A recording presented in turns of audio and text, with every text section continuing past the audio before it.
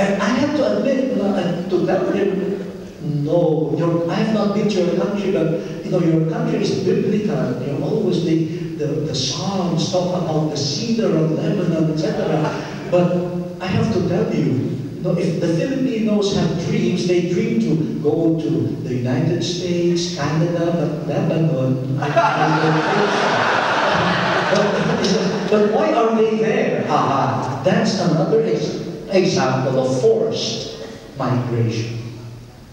But this ambivalent reality has been touched by God. Thanks to them, the church is present.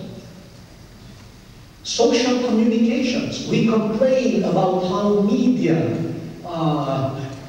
also distort the truth, etc. Yeah, but we cannot keep on complaining. We also need them.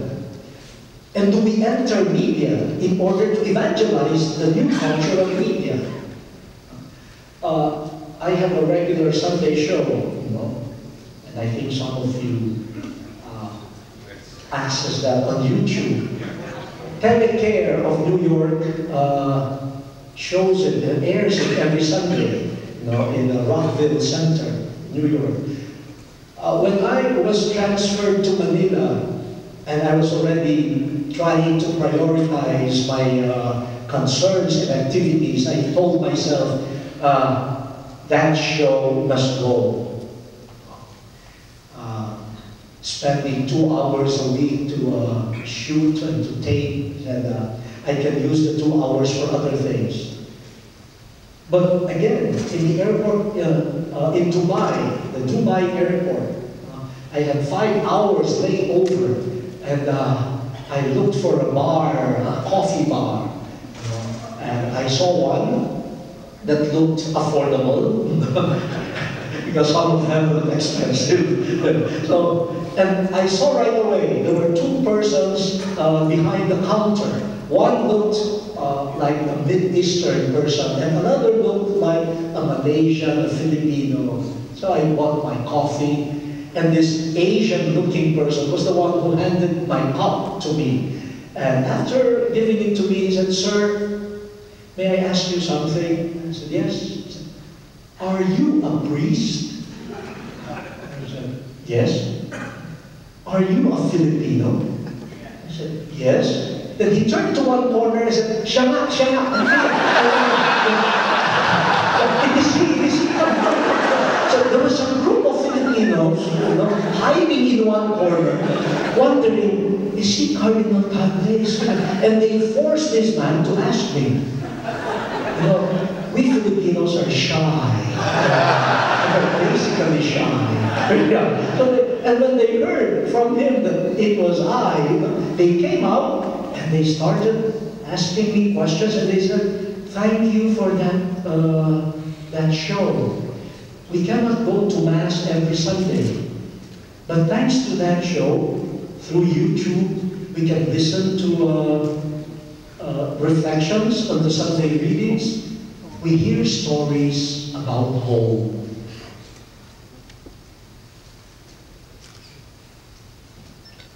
We feel connected to hope. And right where I said, "Oh, I will continue. I will continue to shine."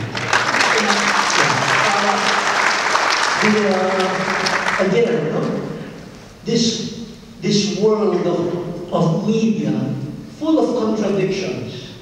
But how about the opportunities that this world offers to evangelization? Pope Benedict, Pope Emeritus, even opened what he called the courtyard of the Gentiles. Do not be afraid. Go there. Go there. If you do not enter that world, the lacune will be occupied by other groups.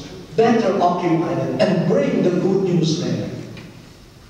Someone told me, "But that is dangerous. If I enter politics, I might be destroyed by politics." I said, "That's a possibility. But have you looked at the other possibility? When Jesus touched the people with leprosy, He was not the one affected by leprosy. His love and grace healed the person with leprosy. Why don't you do that? Instead of you being contaminated by politics, why don't you contaminate politics with your virtue? And do it the way Jesus did it. I see some heads now. But really, the new evangelization requires this discernment. Open our eyes. What are the opportunities for evangelization there? The world might look hostile, but it is searching for the same things that we are searching for. Before I move to the next point,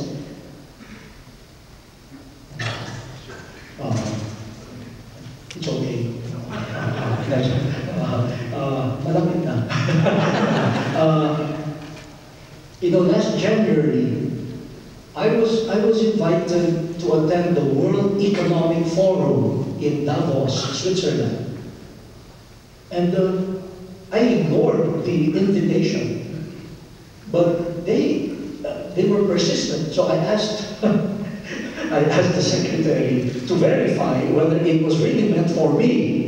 Why would they invite someone like me to the World Economic Forum? And they said, yes, it's really for you. We're strengthening the global agenda on faith and human development. And there were 3 cardinals who were invited. So I said, okay. I asked the apostolic nuncio if it is proper, and he said, go! And I was asked to be part of this workshop and to give a short talk on authenticity. What Cardinal Tagle also talked about, integrity, authenticity. Beautifully. In the panel, there was a chef, a Peruvian chef, and he talked about not cheating customers. If you advertise Peruvian cuisine, then he said you should serve authentic Peruvian cuisine. And there was an art curator from New York, and he talked about how we are cheated. We pay a lot of money to view some artworks, and he said some of them are not authentic pieces of art. And there was another woman who she works for a company that determines whether the ingredients of products are true. And there was a perfume company that tested her. Said, have you tested our product? And this woman said, yes. Said, your labels are good. You don't cheat on the ingredients of your perfume. But, she said, your company has not revealed your labor practices. You have not revealed the wages, how much you pay your workers. So we cannot consider your company an authentic company. So, not just ingredients, even the labor practices. And then, for my part, they asked me to share about searching for an authentic humanity in a virtual world. A world where you operate on virtual reality. How can you be a real person when day in, day out, you are bombarded by virtual reality? Computers, Is it possible to be an authentic human being when you are living in a virtual world? That topic is important. But no church group has ever invited me on that topic. Only the World Economic Forum. And who says that those fora are bad?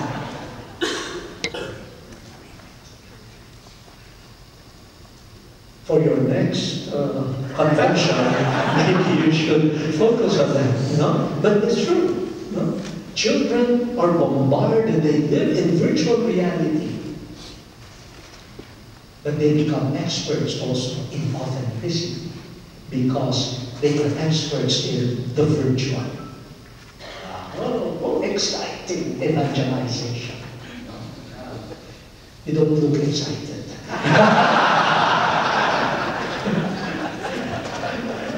The third point, briefly. Jesus begs the woman for water. He begs. That a Jew asks a Samaritan woman for a drink disturbs the woman. But this opens a dialogue, a conversation, where Jesus, as I said, started talking about living water and presents to her himself as the giver of the water. And then the roles got changed. The woman now becomes the beggar. Give me that water. Now, this is important for evangelization. We are all beggars and givers at the same time. This mutuality in the evangelizing process is important. When we say we are beggars, that means we should be capable of listening, of learning, even learning from the most humble, learning from the lost, the abandoned, the neglected. Yes, we have something to give them, but they also have a lot to share with us. When I first visited Palo, a few days after the typhoon, and we want to thank you. We want to thank our brother bishops and the dioceses that really showed that we are one community, one church, sharing the same sorrows and pains. No, we really thank you very much. But that was November. November the 8th is the first anniversary of that typhoon. I said Mass in the cathedral, no roof. After my homily, dark clouds started coming. And lightning, thunder, and pouring rain. But nobody moved. They stayed. And after the Mass, when people were coming to greet the priests, the bishops, I saw one woman who had attended a meeting in Manila. So I asked her, how would Christmas be this year for you? With so much property, lives lost, what would Christmas be? I almost fainted when I heard her answer. She said, maybe for the first time, we will understand the true meaning of Christmas. Not a complaint. I was evangelized from those who have lost so much. Came a profession of faith. Maybe for the first time, we will understand the true meaning of Christmas. Christmas is not about shopping, discounts. You may lose everything, but Jesus comes. Something that we have all forgotten, but has become very real to them. And she proclaims it. Yeah. Going to the peripheries, we are not conquerors. They are not in the dark as though we are the only ones in the light. No. They bear a lot of light and wisdom. So as they beg for water from us, we also have to beg for water from them. Fourth point, Jesus tells the woman to call her husband. And we know the whole story. But the woman was not offended. In fact, that encounter about her husband made her aware that this is a special person, a prophet. Evangelization involves proclaiming the truth, or maybe even in some occasions, a truth. In this case, Jesus names the woman. And by doing so, he calls the woman to her true self. But the woman was not offended. For maybe for the first time, the truth about her was proclaimed with respect and with love. Truth and love. Evangelization includes speaking the truth about God, about humanity, about creation, about history. Speaking includes knowing who we are talking with and the world that they inhabit. Like Jesus, we are called to speak the truth of God in a manner that makes people see the truth about themselves, the truth about humanity, a God that makes space for human beings. And when I say speak the truth, I do not mean only words.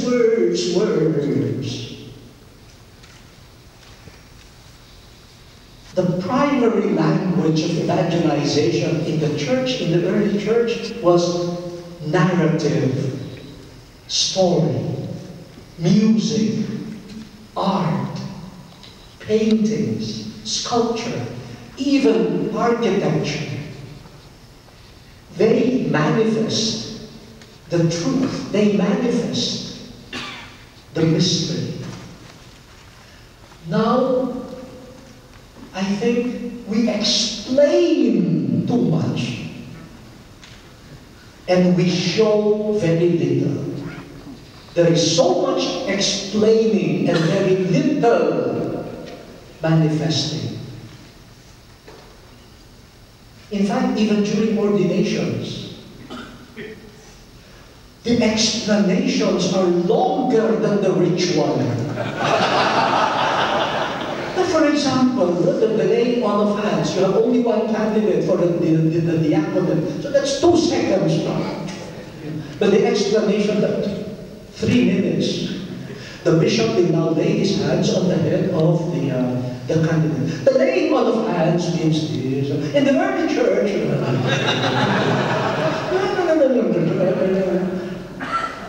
there is an obsession to explain. And the language that we use to explain is a language that the hearers do not understand.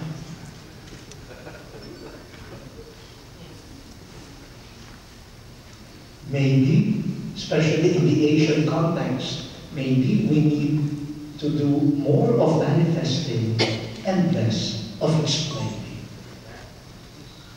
But we still need to explain. The privacy. And finally, the woman leaves the water jar and goes to the city, inviting the people to see the man who had told her everything that she had ever done, and the man that she wonders to be the Christ. By leaving the water jar, the woman shows that her deeper thirst has been satisfied. The thirst for truth. The thirst for herself, the true self. The search, the thirst for respect and love. And now she wonders about the person of Jesus. On the strength of her experience of Jesus, she leads other people to Jesus. It's not just skills. It is not just the gift of God, good eloquence. It is not just accumulation of knowledge, no matter how good they are in themselves. But in the end, what makes a person a true evangelizer is one's experience of Jesus.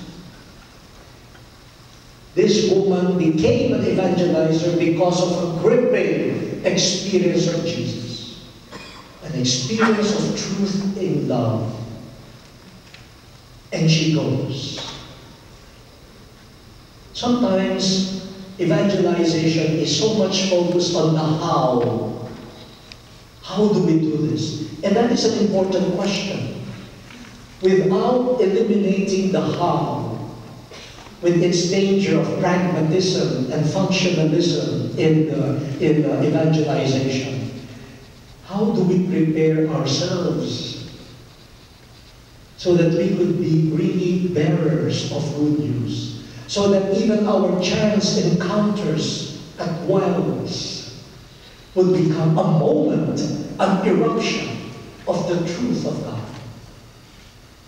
Pope Benedict said in Evangelii Gaudium that evangelization through human encounters happens often unplanned.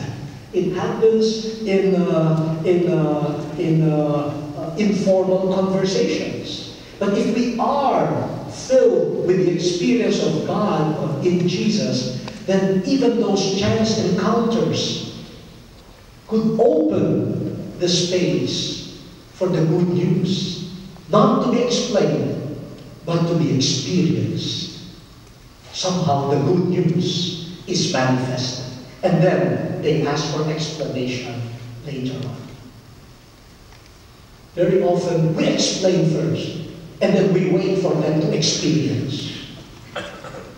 But here, it is their experience of Jesus which led to the deepening. Who are you? And then all the explanation that will come.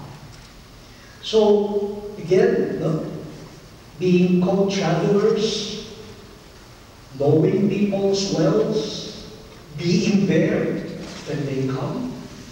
Secondly, not being blind to the contradictions of this world, but also not being blind to the signs of God's presence, the opportunities that the world offers for evangelization. Thirdly, the humility. We are not just givers, we are also learners. No, an evangelizer must be open to beg and to learn from others as he or she offers God's gift to others. Then, the truth. Speaking the truth in love, in respect, so that people will experience true humanity and the presence of God. And finally, the importance of our own encounter with Jesus. How can someone light the flame of love in other people if he or she is not already aflame? So this. Let me close with another story. Narrative.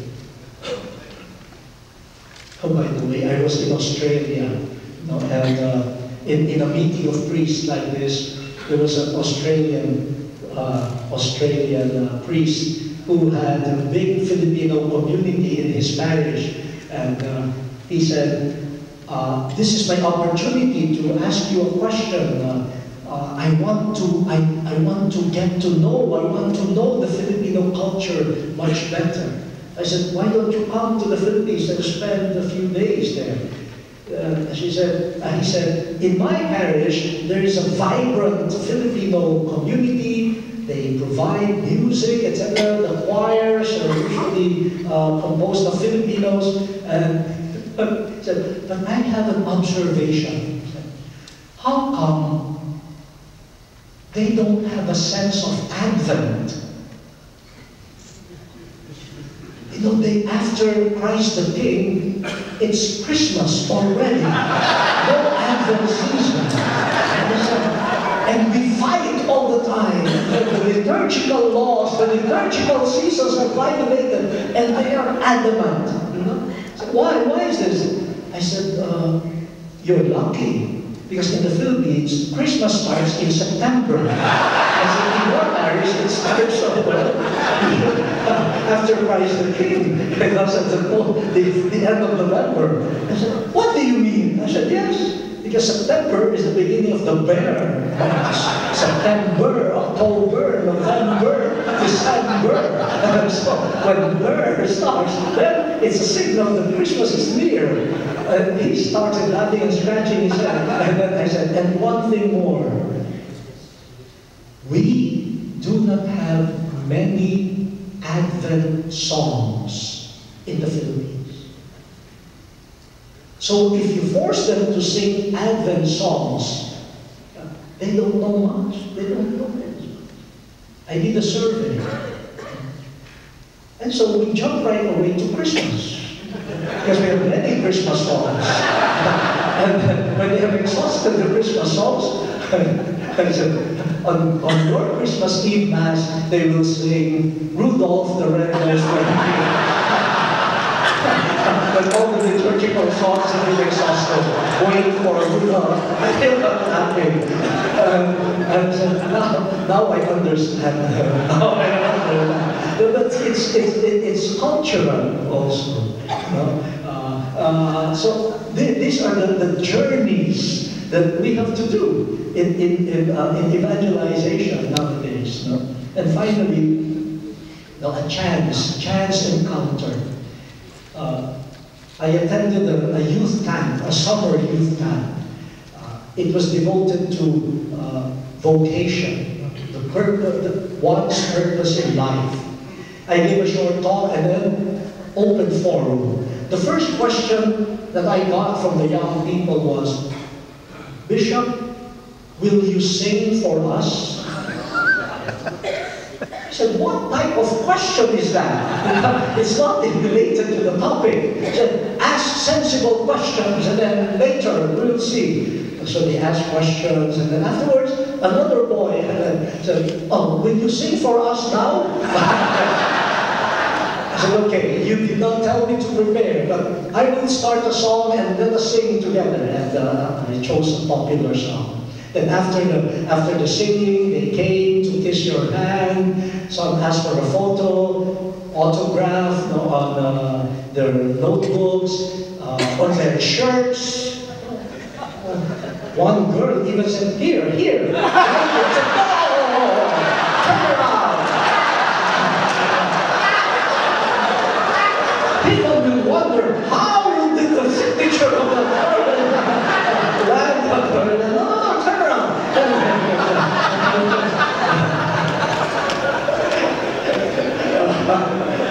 And it took me maybe another hour and a half just doing that, all of those things.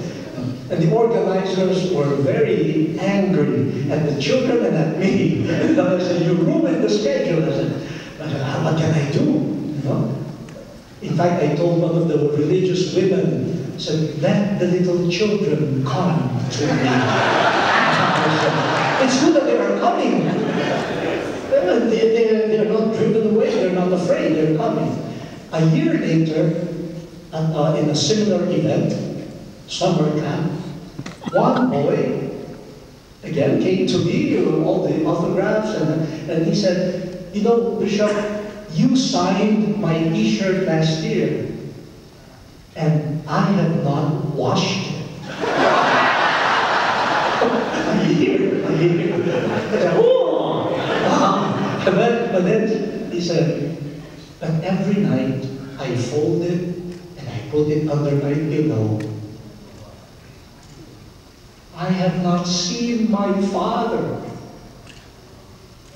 in years. But with that shirt under my pillow, I know I have a home in the church. And I have a father.